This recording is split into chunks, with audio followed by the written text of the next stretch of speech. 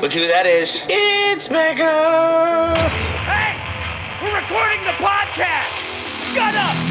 Good morning to you, wherever you are, because it is morning somewhere! For December 17th, 2024. So late on that. My name is Brady Burns, sitting right over there. It's Becca. Say hi to Becca Frasier, everybody.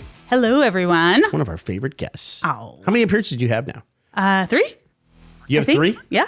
I got to thinking, I've known Becca a long time. Like, you were the girl in our group, but I wonder, like, how girly are you? And I was thinking I should have, like, a quiz, like, how girly is Becca? Because you grew up on a ranch in, like, South Texas and things like a farm girl.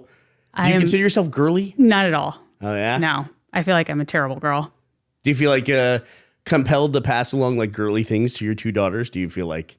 Not really, but I do, I have self-learned a few things through the years that, my mom never taught me, where I'm like, I can at least do this. Can I ask you though, have you noticed too, it's like with your 2 daughters, do you find them doing like just naturally, inherently doing girly things that you didn't teach them to do? Like they lean into girly stuff? Yeah. I mean, okay, so yesterday we got Santa photos taken, and my 6-year-old came out of the bathroom getting ready, just in a full face of makeup. Foundation, mascara, bright blue eyeshadow, blush. I was like, oh my God, you are 4 times more made up than I am. We gotta tone this down. It's so weird how they just express that stuff so naturally on their own. Because I have my only daughter now after having 3 boys. And it's like, she could not be any less interested in Legos. Those are like all the toys and hand-me-down toys around. Just not interested in that stuff. But man, animals, like she's changing clothes like 3 times a day now and things like that. And like Finn, we try to keep him away from Minecraft. He discovered Minecraft naturally on his own via osmosis and then became obsessed with it on his own. Like, we were trying to prevent this and we couldn't prevent it. It's crazy. Yeah. This light is blinking above us. Yeah. Is it LEDs? So you're your home designer here. Yeah. Tell me, what is the story with LEDs and dimmable switches where it's like, have they caught up finally? I mean, it depends if you're using like a triac dimmer, but yeah. All right, yeah, go ahead. There are 2 different types of dimmers and they're compatible with different things. And then different LED bulbs have a different range of dimmability too. Like some are like, intervals of 10% from 0 to 100. Uh-huh. And so sometimes it catches kind of an in-between current and it's having a hard time. It looks like that what it was. Like full current here was too much for that. And so I turned it down a little bit. Now it's nice. Are you like with filmmakers, like they grow up and they love film, and now that once they've made a film, it ruins every other film for them? Can you go anywhere and go like, I don't like that corner, I don't like that where the molding there is. Oh, look at your face, her face she just made. Yeah. Is everything spoiled for you now? I mean, it's not necessarily like spoiled. And a lot of the time I can just go places and appreciate things or be like, I know exactly where that light fixture came from. I worry about you when you come over because I'm like, she's going to pick everything apart. she's going to be like, No. What about this rug has got to I mean, largely I'm not critical of spaces. I try to just explore everything and view everything as inspiration. But there's one space where I am immensely critical and I'm so triggered that I can't do it anymore. And that is my mom's bathroom. Oh, right? Yeah. I designed it for her. She had a terrible contractor who screwed her over, and she had to bring in a last-minute tile guy to finish it out. Yeah. And he was colorblind and apparently like 90 years old. It's the worst tile job I've ever seen in my life, and I just can't. I can't. What are we talking about? The colors are off, or is it like the lines are off? Is colorblind just incidental here? Well, with the colorblindness, the tile has corner colorful tips, and they're supposed to align in a certain way to create a pattern. Sure, yeah. And they're blue and green. Oh boy. And they're, the blues are supposed to go with not the blues, according to him, and the greens not. are supposed to go with the greens. And that was a struggle. But when you lay tile, the standard practice is to use tile spacers, which keeps everything nice and uniform. And this guy free-handed the shit out of it. The grout lines are so all over the place. It's a hexagonal tile, so it's just like, oh my God. I mean, I think I could have done a better job, and I've never laid tile in my life. In Scotland, and I think it's a UK thing overall, people will just immediately give their opinion to you of something. Like if you, I don't know, like you buy a new bike or a new car, like people buy a new car and you say, this is my new car. British people have this thing, which is like huge red flag, and they let you know before they do it. You're like, oh, I got this car, and I'm really happy with it. And they say, Well, if I'm being honest, it's like, I literally didn't even ask you for your opinion. And it's like, that is a huge like warning. Like you got to cut them off before they say whatever they're going to say next, because it's going to be horrible and biting. And then every time you look at your car, you're going to go, it does look like a roller skate or something like whatever they're going to say, you know? They just plant that seed. Yeah, I hate that when somebody points something out and then you see it, and then you see it and you're like, oh, now I see it all the time. Yeah.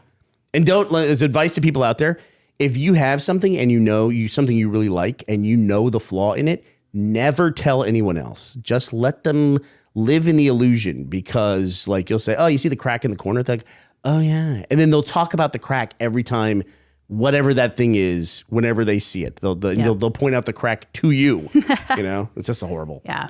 You know, something similar to that happens through the construction process where, you know, you get to like the finish out phase and you start to, you know, like put trim in is a huge deal where, you know, out of plumb walls start to show. And it's like, you know, the piece of trim is a wedge instead of a rectangle. And there's a reason why a miter saw has a lot of different angles and not just 45 on it. Yeah. Yeah. And so it's really rough when people see that stage before it's been really like caulked and finished out, because they see those things and they lock in on them. Like if they walked in at the finished product, they would never really, none of that would really stand out to them. Yeah. But having seen it in between, like without its makeup on, now they know, and now they never forget about it. Never forget about it. Never forget about it for the rest of time. Yeah. They can't look past it ever. Yeah. So in Austin too, I feel like it's really apparent to me when I come back here after long periods of time, there's been a lot of fast growth, and a lot of fast growth. I feel like it's like an Airbnb style, like, you know, where like something went up quick, like somebody bought a house, they slapped a bunch of paint on the living room. They went and got the same little tchotchke decorations in like for everything. I feel like a lot of restaurants I go to are like that now too. Like when I go, it just feels like you can almost feel like they went to like this section of IKEA or something, or Crate and Barrel, and just finished this place out. Yeah. It's very like fast casual, like farmhouse. I like, what's it called? Honest Mary's comes to mind. Have you ever, not Honest Mary's, like True Food. Not True Food. Not True Food. You're talking about the places to eat. Yes. Oh God, I'm totally blanking on the place. It's cute, but I feel like it is like the quintessential Austin restaurant style. They carry that. You could probably name 1,000 different places. Like there's a place on Burnett that does the Whole30 thing. What did you just call it? Oh, sorry. I said Burnett. You're back in Austin, Burnie. Right. Sorry. Burnett. And our coworker, Sophie, you worked with Sophie in the marketing department. Mm-hmm. She was the person who tried everything. Like if there was a trend, I would just talk to Sophie. It's like, Sophie, what's going on with you lately? And she would be like, I'm oil training my hair. Oh my God. Yes, I remember that. That was fun. Yeah. What does that mean? Does that mean you just don't shower for 2 weeks, basically? Well, you don't wash your hair. You don't wash your hair. So, I mean, it's a valid thing. And I kind of did it like unwittingly just by having a baby and being a slob for a couple weeks. Right. Like, I must say every teenage boy oil trains their hair at some point. Yeah. So yeah, basically just treating, like if you wash your hair frequently, your hair will start to produce oil, or your scalp will produce oil more frequently to counter that dryness. Right. Uh-huh. And so to extend it, draw it out, it reduces the amount of oil your scalp wants to produce naturally. And so, you know, I think the ideal is like once a week. So then you say you don't wash your hair, and that makes your hair less oily eventually. Right. Your scalp adapts and stops producing so much oil because it doesn't have to do it as frequently. You're also, by the way, my skincare guru. I do love skincare. You are like the aficionado with skincare. Yeah. I learned about retinoids from you. Oh, amazing. Yeah. You and Ashley. It's like Ashley's got me on this thing with this like 4 things at night and 3 things in the morning. And I'm just like vitamin C on my face and stuff like that. And she's like, did you do it? And I'm like, no, I didn't do it. I'll do it tomorrow. Vitamin C is great. I'm all about like skin oils too. I'm oil training my skin. As I'm getting older, my skin's drying out. And so oil, like moisturizers don't really cut it. I want an oil that keeps me feeling hydrated all day, kind of slick. Yeah. Oh, to answer your question, the area that I grew up in is called the Winter Garden area of Texas. Get the Winter Garden? Yeah. And I don't know how official that is. How would you describe where you grew up? Is it fair to say desert-ish? Yes. Like, yes, I would say very arid, very flat. Yeah. Very little, well, arid means little rain. Very little winter, I would say. Yeah. Yeah. I mean, on average, it's usually like 10 degrees warmer there than it is in Austin. Yeah. Very low humidity. I think the only tree there is mesquite, genuinely, except Yeah. like a few random palm trees that people planted and have somehow thrived. But yeah, it's called a winter garden because you can garden through the winter. Oh, I see. Okay. That makes And, sense. That you makes know, sense. My parents being farmers, fantastic area for them. Yeah. And it sits on an aquifer, so they're able to irrigate from their own groundwater. I was telling Gavin about this yesterday. I saw this Instagram reel, and this is relevant because yesterday Bitcoin hit yet another all-time high yesterday. Somebody had this, they were showcasing this thing that people were doing where they had greenhouses and they had to keep the greenhouses warm, and they would keep the greenhouses warm with Bitcoin mining machines. Wow. Yeah. Of course. But it's probably not that we were talking about. It's not the most efficient way to heat a greenhouse. And yet, that totally makes sense. Yeah. I mean, if you're doing it anyway. If you're doing it anyway. What's the Venn diagram, you think, between people who are gardening and people who are mining Bitcoin? I don't know. I mean, like, I could see a homesteader going for that. Yeah. I could see it off the grid one way or the other. Yeah. That makes sense. That totally makes sense. And warm your water while you're at it. Can we go back while we're circling back on topics here? Mm-hmm. Can I ask you some parenting advice? Sure. I have 4 kids. I haven't figured this out. Why do kids how do they learn how to lie? And what's the instinct they have to lie? Like trying to get, do your kids do this where it's like something happens and you're like, can you just explain to me what happened? Like you come in a room and one kid's crying, or not even something that dire. Like there was a big noise or something like that. And you come and you go, what was the big noise in here? It's like a bird flew in, and it's like, that didn't happen. Please, will you please just tell me the truth? Like they never get like yelled at or in trouble, but they instinctively know to lie and hide the truth from you. What is that? I don't know. Yeah. You know, I have one kid who will lie, absolutely, by default, all the time. But she always comes back like, I don't know, a span of 1 hour to 1 week later. Right. And comes clean. Oh, really? That's good. Yeah. At least you get to find out eventually. Yeah. She'll be like, yeah, remember that time I said that? No. It's like, listen, kid, we knew it was a lie when you were saying, because they make up something so ridiculous. I know. How'd you get the scrape on your knee? It's like a bus ran me over. It's like, that didn't happen. That did not happen. I know it didn't. And like, I'm chill. I don't yell. I don't get mad a lot. Like, you know, Michael's the disciplinarian. He handles all that. And even then, he's like extremely mellow. But I don't know why. He is very mellow, by the way. It is almost hard for me to imagine him doing that stuff. I saw the greatest Instagram reel of all time where he took the girls to a music festival when you were traveling somewhere. Yeah. So when I was in the Netherlands, he took both kids to ACL alone to see Chapel Roan. Dude, that's like all time, greatest dad of all time. Those were great. That was fully his idea. And I was like, if you want to do this, if you want to take this on, be my guest. But I would not do that. Did they love it? They loved it. Yeah. Are they Chapel Roan fans? Oh, love her. I've even seen like TikTok reels from her, which TikTok's about to go away. Do you have to keep your kids away from TikTok? No. I mean, they don't have TikTok. It's not installed. Like we have to grant access to any apps they download. But they get the recycled shit on YouTube. Yep. Yeah. It like percolates, right? Or their friends show it to them. Do the friends have like in elementary schools, are they like smartphones now? Is that a thing? Yes. Is it really? Yeah. And, you know, I hope Clem's not listening. She's getting an iPhone for Christmas. Is she? Yeah. Okay. Well, we'll cut that. We'll put this in the Patreon part. Clem, if you want to pony up $5 a month, you can hear that. So she gets an iPhone for Christmas. Yeah. She's 10. And we always told her, you know, when you're 10, we can talk about it. Okay. And then 10 came a little faster than I was ready for. When I was a kid, I don't know what happened. My grandmother told my older brother, when you turn 10, I'm going to give you $50. Dude, he talked about it for 4 years straight. Like he was going to get $50 on his 10th birthday. I did not get $50 because he was obligated to get the $50. It was a very big deal. But 10 seems like a milestone for a lot of kids. Yeah. Yeah. You worried? What are you gonna do about this? I feel like, I mean, luckily because Michael's in IT, like he's really great at setting up just like remote control levels and everything is guarded. But I'm concerned about like her taking it to school, and she's a very responsible kid, but I'm afraid she's going to lose it. 2, I'm afraid that she's just going to like pull it out and use it like in times that she shouldn't. Yeah. Well, the other thing too, the battle that you're going to reach, which I had with the older kids, was they will present you with a billion options to like spy on your kids, honestly. Mm-hmm. Do you want to see what they're looking at online? Do you want to see what they're, where they're going, what their location is at all point in times? Like what their history of where they went, how fast they're driving in the car. Like there's tools for just about everything.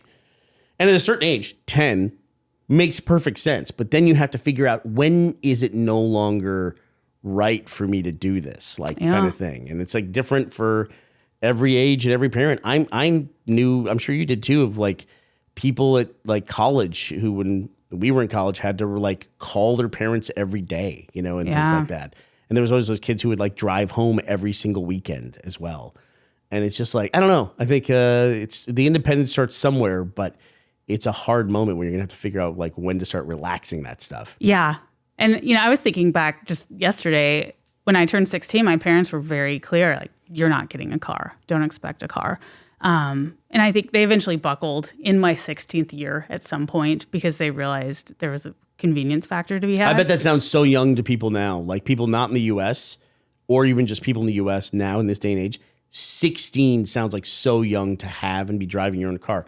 Was totally normal. Most of my friends were 15 when they were driving on their own. Yeah. I mean, and I was driving on my own at 15 just because we were in a small town. Yeah. Like my dad would be like, yeah, you can take the truck and go to Sonic or whatever. There used to even be like a rule for that. Like the legal driving age in Texas was 16. Unless you're like, you live on a farm or whatever, then you're like 14. Like it was like, I don't even know what the rule was, but everyone knew it. It was like, and sometimes they even called it a hardship license. Do you remember that? Yeah, I do remember this. Yeah. And so, yeah, rural communities, it's like, fuck it, whatever. Yeah. Do what you got to do. But, you know, just thinking about how hard that had to have been, I think a large reason why my parents didn't want me to have a car was because there was that element of having to let go and trust that I would be okay behind the wheel driving around. Yeah. And I, you know. Yeah, that's a gut check. Yeah. Like that's a struggle. I think I'm going to struggle with that. Dude, I still do it. JD's in his early 20s, you know, moving into his mid 20s. And it's like when I watch him get in a car and drive away by himself, there is still a moment of like, that's the most dangerous thing he's going to do all day. Yeah. You know, and just think about it. Can't help but think about it. So, I mean, months into having it, I got in an accident. I got in an accident my first day with my license. Oh, and wow. To this day, I like I cringe when I think about it. It's just horrible. But it made me a better driver long term. Yeah. It was like I backed into somebody in a parking lot. Yeah. But, you know. Luckily, I mean, mine wasn't my fault. I don't know if there's anything I really could have done differently. Yeah. It's such a rural story. We were like out on a county road going to a friend's house, and a friend was following me. So a giant domestic pig wandered into the road. Nobody else has the story. It was a monster. It was probably like a 500-pound pig, right? And I knew that if I hit the pig, very bad things would happen. To you and the pig, yeah. Right. So I slammed on my brakes, and Tina was following me, and she did not slam on her brakes. Oh, I see. And so she rear-ended me. Oh. She was in a fiberglass newer car. That thing got crumpled. My car barely damaged, solid steel. But lap belts only, no airbags. Right, none of that stuff. Yeah, What little neck pain for Dory and me. What are we, communists? Yeah, right. It's like the exhaust pipe goes into the car. It's like, And you know, the gas tank was in the back of the car under the trunk. makes sense. Yeah. So to fill up the tank, it was like I think you've like moved the like Ford logo on the back of the trunk. It was that far back? Yeah. Oh, wow. And so that could have been risky. We hadn't learned our rear-ended. lessons from the Pinto yet. The Pinto was the car where I believe the bolts on the bumper, if it got hit in a fender bender, it would drive the bolts into the gas tank and the car would explode. God. It was like this classic example of just like poor design before like road safety and things like that. The Pinto was renowned for years for being the car. If you tap the bumper, it would explode. Yeah. Yeah. So in the aftermath of that, some body work done, and I was able to get the car painted my color of choice. So it got this gorgeous baby blue, sparkly, like glittery. Oh, nice. Nice. And it was awesome. Where is that car, do you think, today? Someone bought it for my mom. I think it was a guy from San Antonio who was a classic car collector. He like drove by one day and saw it and knocked on her door. Yeah. And he bought it. Do you like, have you been bitten by that bug? Do you collect anything at all? Not really. Like philosophically, I struggle with the concept of collections. I do too. Walk me through that. What's your philosophical conflict there? I don't like storing stuff. I don't like that burden of clutter and finding places to keep things.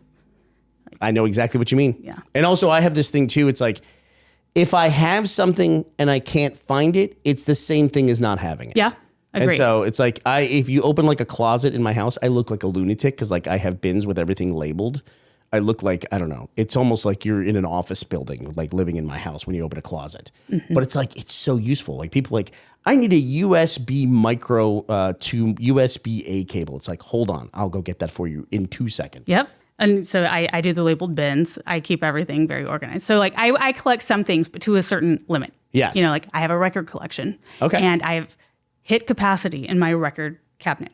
So now you got a choice. Now I'm done. You're done. So you're done. That is nice to be able to tell yourself like, I've reached my finish line that I arbitrarily set for myself. Yeah. Yeah. And I guess I also collect iconic furniture Interesting. and lighting. This is from this can be this as you make career choices in your life or even just jobs you have, you can learn a lot about something and it'll affect you for the rest of your life. I sold luggage when I was in high school. So I always have nice luggage and it's like important to me, the luggage that I have because I learned about it when I was younger. And I think that like you're in design. So it just makes sense that like when you go out, you want the nicest furniture or you collect furniture pieces or you know the difference between a collectible piece and a non-collectible piece. Yeah. Yeah. Yeah. Like, you know, I have an Eames chair. Yeah. And as a young woman, I bought it like when I was, I think, late 20s, right? I got a second job. Like I fully got a side hustle to fund purchasing that chair. An Eames chair. Yep. I'm going to try to picture what this is. So it's not like an Eames lounge and ottoman, to be clear. Is Eames the designer? Yes. See, it's interesting because like here's someone who knows all about this and I know nothing about it. Like it's lost on me. And I know I save money via my ignorance. Does that make sense? Yeah. So I can assure you that if you Googled this chair, you'd be like, oh, that chair. Oh, okay, really? Yeah. Is it? I'll look this up too. It's in museums. Oh, I know this. Absolutely, Yeah. I know this chair. Yeah. I didn't know that had a specific name. Yeah. Obviously, it's been copied a few times. Too. Many times. Yeah. And the knockoffs, not much cheaper. So that's another Yeah. thing I really take a firm stance on. If you're gonna do it all the way. I would call this a Norwegian style chair. It's like a wooden base with a leather top on top. Yeah. Well, it's a steel base with the legs, right? They're splayed out. And Oh, is then, it? Okay. Yeah. And then there's usually, like the classic was a walnut shell. Mm-hmm. Their whole thing was like molded wood. What is the best wood? As a designer. Oh my God. That's a really hard question. It's not for me. You said walnut. I will put walnut. Walnut's a anywhere. fantastic wood. I will if like it's so fucking expensive, but I would literally change an entire room to like make everything in it walnut if I could. There's just something. I think there's something about some woods and the colors of the woods. They just like they resonate with you. Yeah. And some people like the light woods, or like the beeches or the birches and things. So And I'm those just are like basically as light as you can go. Yeah. That's like pure Scandinavian. Sometimes a pine, right? I like an oak, you know, not too white. It's like a nice, just like warm, solid wood. You can stain them, like Yeah. get them to a certain color. And oak's a very nice hard wood too. It ages very well. Yeah. I have lots of different woods in my house. I have oak. I have walnut. I have cherry. I went through a period where I really liked cherries too. Yeah. Cherries are all over the place though, and they Yeah, age differently. But I gotta say, like the oaks are my favorite in the house. Yeah. Oaks are the ones you like. And Yeah. Very versatile. So what's the trend right now? We'll end on this. What are some trends right now in home design? Like, it seemed like for a long time, I don't know if it's continuing. I ran counter to the big trend, which is I like lots of little spaces. Like I like rooms. And it seemed like in Texas, especially big open floor plans, like, you know, one big living space where you walk straight from the kitchen and it opens up into the living room through into the entertaining area, and then like only the bedrooms are separate. Yeah. So it's Is that called still the trend? The great room. Great room. There we go. Yep. Thank you.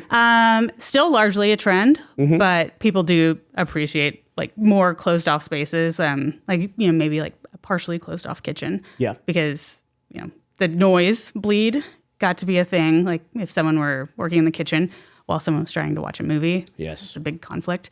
People are trying to, I think, do more like home theater, like isolated rooms for the TVs. Like people don't really like having their TVs in their living rooms. Yeah, if they I get that. if they have the space and the choice, like the ideal is to have a separate TV area. Yeah. But as far as like new build trends, it seems like en-suites are a really big deal. Like the bathroom to bedroom ratio is like becoming a 1-to-1.